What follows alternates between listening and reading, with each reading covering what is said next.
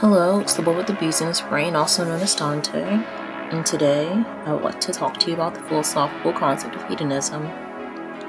It's a concept that's always fascinated me ever since I watched the first Hellraiser film at the age of 17. Now, how do you define hedonism?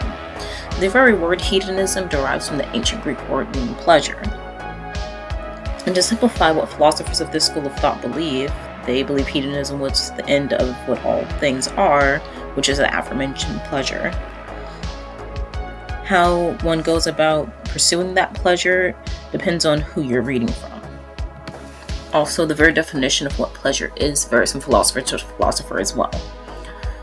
But presently, I don't want to focus on that as much as I want to focus on a specific quote from a specific hedonistic thinker, Aristippus, the father of hedonism. I possess. I am not possessed. Now, to contextualize this quote, we must know who was Aristippus. Like I said, he was the father of hedonism itself, and he was initially a follower of Socrates, who proceeded to do his own thing. He was the only one of Socrates' followers to actually demand payment for his teachings. He also fathered the Cyrenaic. I should have googled that. We're going to keep going though. Cyrenaic school of philosophy.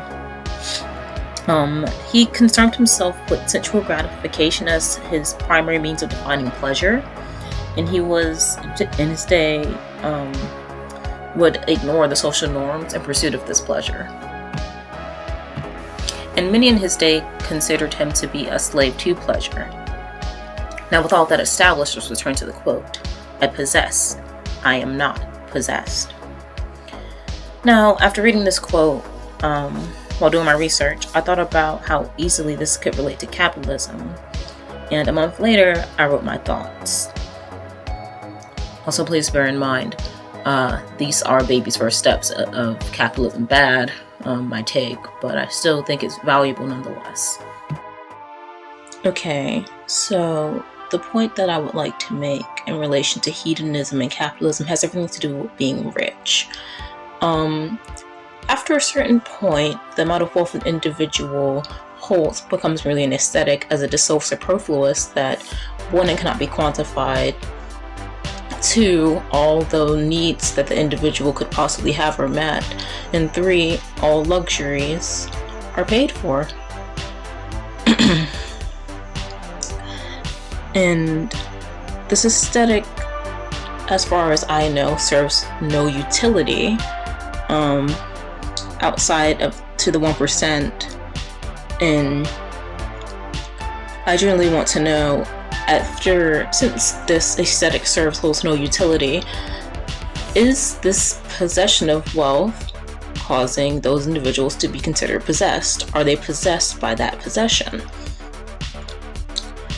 Or is this degree of wealth a conscious hoarding by people that are indifferent to the suffering of others, specifically those that they've exploited to get to the top, as well as those who they could help with their wealth? For example, Elon Musk could easily end world hunger, but he elects not to do so.